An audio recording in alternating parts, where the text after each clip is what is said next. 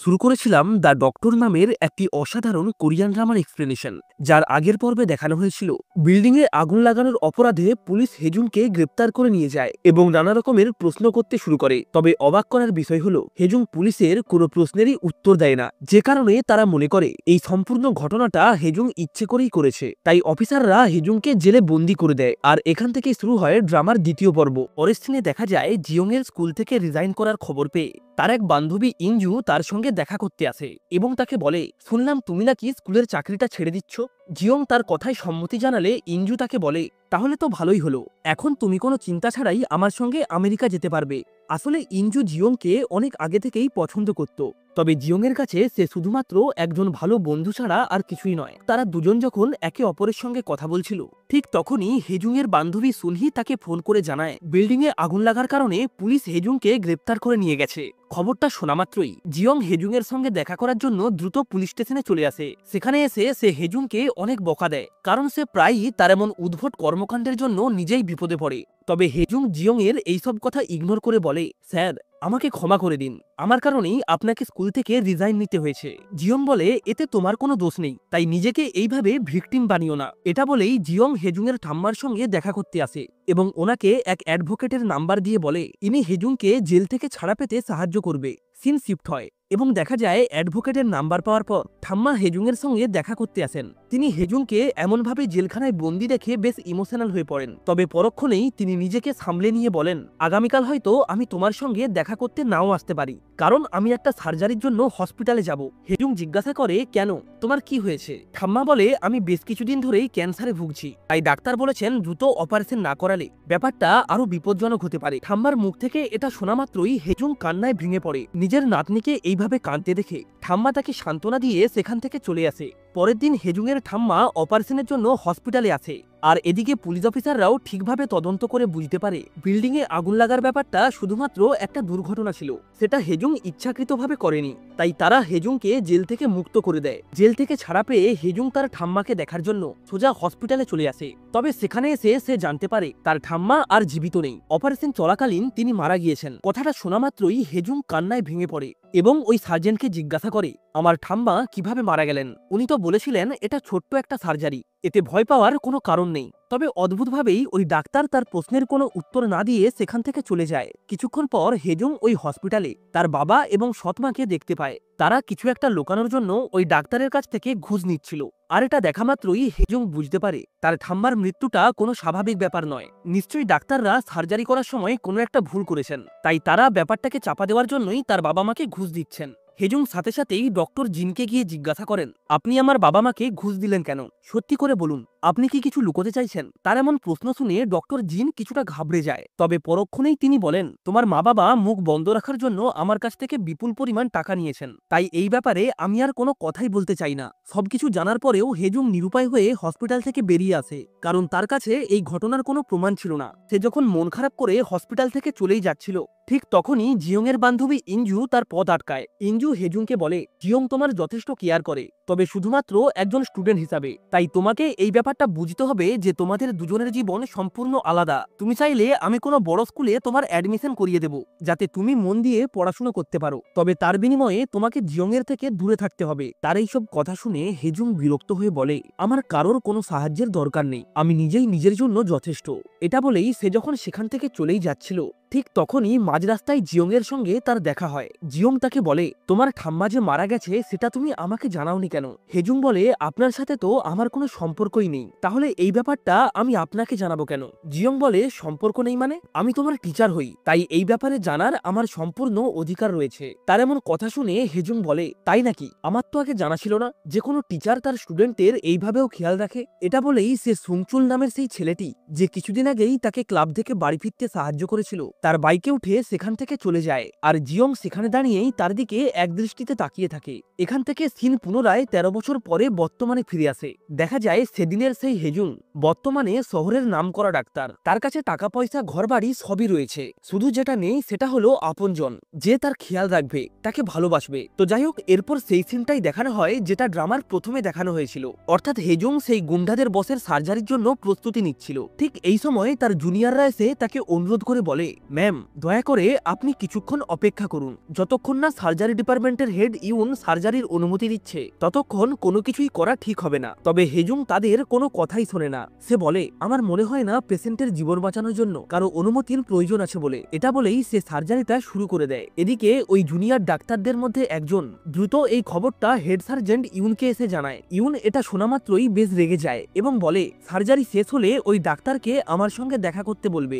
দেখা যায় তার কথা মতোই হেজুং অপারেশন শেষ করে তার সঙ্গে দেখা করতে আসে। ইউন তাকে দেখা মাত্রই বলে, আমি শুনলাম আজ নাকি তুমি হসপিটালে কিছু গুন্ডাদের সঙ্গে মারপিট করেছো। তবে হেজুং তার এই প্রশ্নের কোনো উত্তর দেয় না, যার ফলে ইউন আরো বিরক্ত হয় এবং তাকে বলে, মনে রেখো এটা হসপিটাল, এখানের কিছু নিয়ম শৃঙ্খলা আছে। আর তাছাড়া তুমি আমার অনুমতি না নিয়ে ওই পেশেন্টের সার্জারি করলে কিভাবে? এত কিছু শোনার পর হেজুং আর কোনোভাবেই নিজেকে চুপ রাখতে পারে না। সে বলে, আমি ওই মুহূর্তে অপারেশন না করলে পেশেন্টকে কোনোভাবেই বাঁচানো যেত না। আর তোমার যদি এতে বিশ্বাস না হয় তাহলে তুমি রিপোর্ট চেক করতে পারো। ইউন বলে, রিপোর্ট তো আমি অবশ্যই চেক করব, তবে এটা জেনে রাখো রিপোর্টটা দেখে যদি আমার মনে হয় ওই মুহূর্তে পেশেন্টের সার্জারি করার কোনো প্রয়োজন ছিল না তাহলে তোমাকে আমার কাছে মাথা নত করে ক্ষমা চাইতে হবে। এটা শুনে হেজুং বলে, হ্যাঁ ঠিক আছে, তবে রিপোর্টে যদি আমার ডিসিশন ঠিক হয় তাহলে আপনাকেও আমার কাছে ক্ষমা চাইতে হবে। এটা বলেই হেজুং যখন কেবিন থেকে চলেই যাচ্ছিল ঠিক তখনই সেখানে জিনসিনো এসে উপস্থিত হয়। তারা দুজনেই একে অপরকে দেখে বেশ চমকে যায়। তবে পরক্ষণেই হেজুং জিনসিনোকে ইগনোর করে সেখান থেকে চলে যেতে থাকে, কিন্তু জিনসিনো তাকে পেছন থেকে ডেকে বলে, তুমি কি এই হসপিটালের ডাক্তার?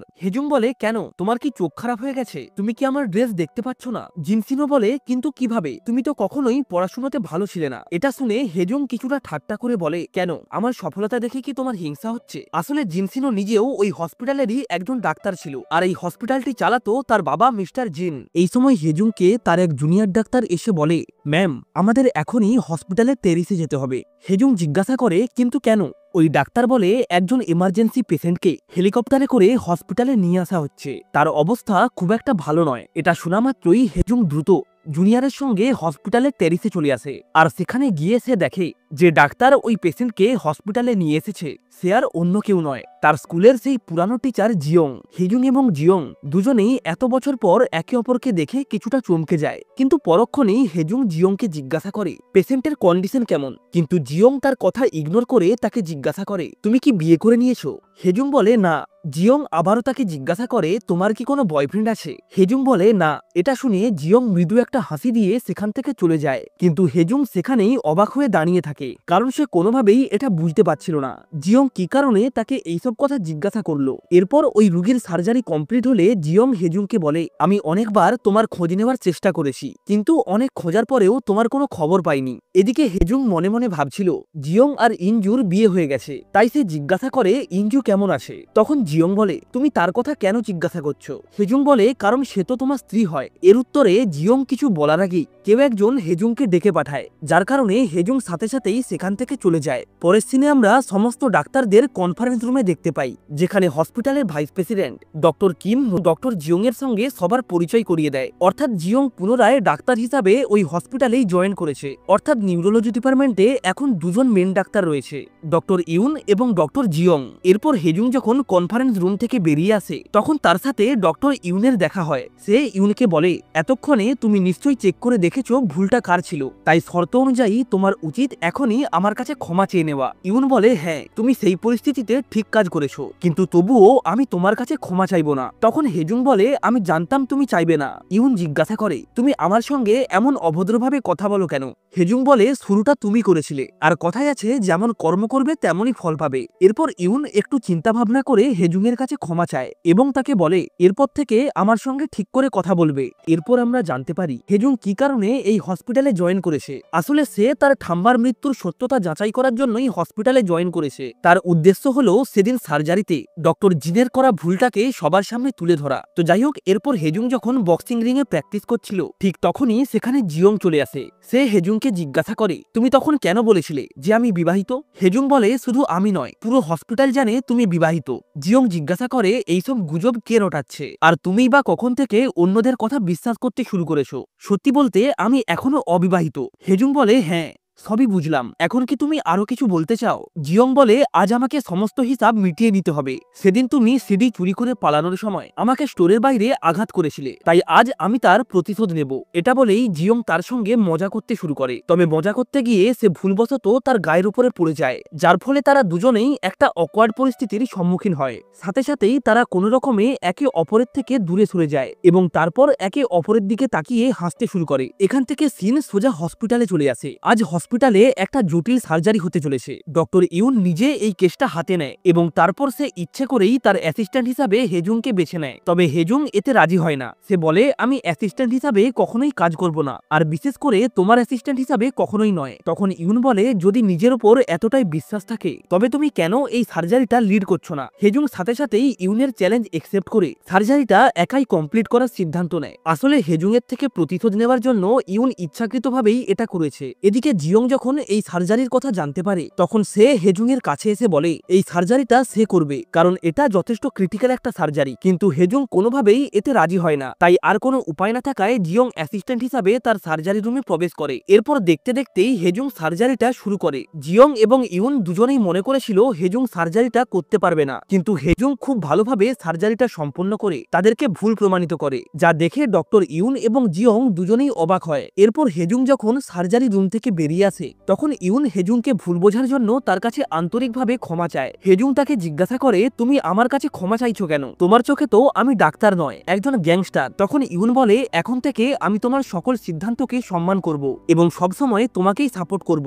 এরপর হেজুং বাইরে আসলে জিয়ংকে বসে থাকতে দেখে। জিয়ং বলে, এখন তো তুমি সফল হয়ে গেছো, তাহলে এখন তুমি খুশি তো? হেজুং বলে, আমি কখনোই খুশি হতে পারি না, কারণ আমার জীবনের সমস্যা কখনোই শেষ হয় না। জিয়ং বলে, তাহলে কি আমি তোমাকে খুশি হতে সাহায্য করব? হেজুং বলে, তুমি কেন সাহায্য করবে? তুমি তো তাও আগে আমার শিক্ষক ছিলে, কিন্তু এখন তো সেটাও নয়। জিয়ং বলে, তুমি সবসময় কেন আমাকে নিজের শিক্ষক মনে করো? 13 বছর আগেও আমি তোমাকে থামানোর চেষ্টা করেছিলাম, কিন্তু দুর্ভাগ্যবশত থামাতে পারিনি। তার এইসব কথা শুনে হেজুং কিছুটা চিন্তায় পড়ে যায়। জিয়ং তাকে চিন্তিত হতে দেখে বলে, আরে এত চিন্তা করছো কেন? আমি কি তোমাকে আমার গার্লফ্রেন্ড হতে বলেছি? তবে হ্যাঁ, যদি আমি পরে কখনো তোমাকে নিজের গার্লফ্রেন্ড বানাতে চাই তাহলে কি তুমি আমার গার্লফ্রেন্ড হবে? হেজুং তার এমন কথা শুনে বেশ নার্ভাস হয়ে পড়ে। জিয়ং তার এমন অবস্থা দেখে বলে, আরে ভয় পেও না, আমি তো শুধু মজা করছিলাম। এটা বলেই জিয়ং সেখান থেকে চলে যায় আর হেজুং হতবাক হয়ে সেখানেই বসে থাকে। এরপর হেজুং যখন নাইট ডিউটিতে ছিল তখন সে ওই গুন্ডা বসের কেবিনে এক অচেনা ব্যক্তিকে প্রবেশ করতে দেখে। হেজুং সাথে সাথেই ওই রুমে যায়। দেখা যায় লোকটি ওই গুন্ডা বসের প্রতিদ্বন্দ্বী।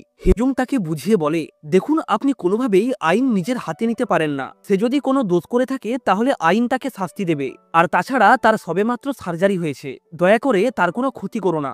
কিন্তু ওই লোকটি হেজুং এর কোনো কথাই শুনতে রাজি নয়। অন্যদিকে ডক্টর ইউনো নাইট ডিউটিতেই ছিল আর ভুলবশত সেও ওই গুন্ডা বসের রুমে চলে আসে।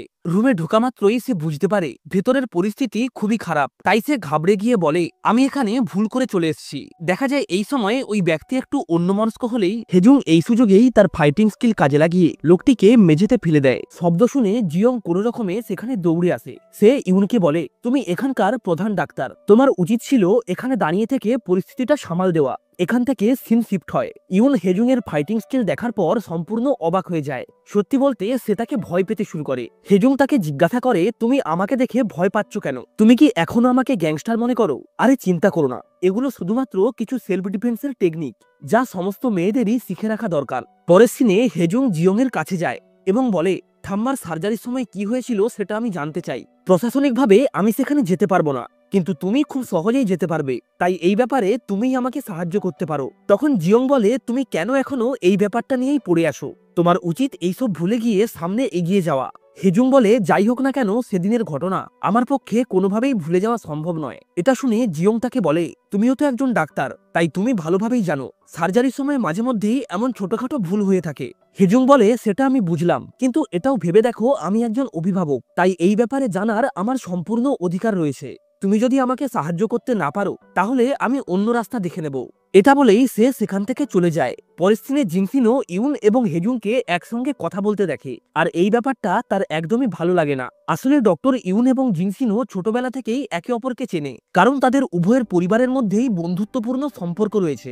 জিনসিনো ইউনকে বলে, তোমার এই মেয়েটির সঙ্গে কথা বলা উচিত নয়, কারণ এর সঙ্গে যে মেলামেশা করে সে সবসময় কোনো না কোনো বিপদে পড়ে। ও আমার সঙ্গে হাই স্কুলে পড়তো, তাই আমি ওর ব্যাপারে সবকিছুই জানি। এইভাবেই জিনসিনো ইউনকে হেজুনের ব্যাপারে উস্কানি দিতে থাকে, কিন্তু ডক্টর ইউন তার কোনো কথাই শোনে না, কারণ বর্তমানে সে নিজেই হেজুংকে পছন্দ করতে শুরু করেছে। আর এখান থেকেই জানা যায় জিনসিনো নিজেও ডক্টর ইউনকে পছন্দ করে, যে কারণেই সে হেজুংয়ের সঙ্গে কথা বললে সে এতটা জেলাস ফিল করে। জিনসিনো অতীতে বেশ কয়েকবার ডক্টর ইউনকে প্রপোজ করেছে, তবে প্রত্যেকবারেই ইউন তাকে প্রত্যাখ্যান করেছে, কারণ সে তাকে পছন্দ করত না। পরের দিনে আমরা দেখতে পাই হেজুংয়ের সৎমা তার ট্রিটমেন্ট করতে হেজুংয়ের কাছে এসেছে। আর এর সাথেই ড্রামার দ্বিতীয় পর্বটা এখানেই শেষ হয়। ভিডিওটা ভালো লেগে থাকলে অবশ্যই একটা লাইক করে চ্যানেলটাকে সাবস্ক্রাইব করে রাখবেন। তাহলে আজ এই অবধি, দেখা হচ্ছে নেক্সট ভিডিওতে এই ড্রামার পরবর্তী পর্ব নিয়ে।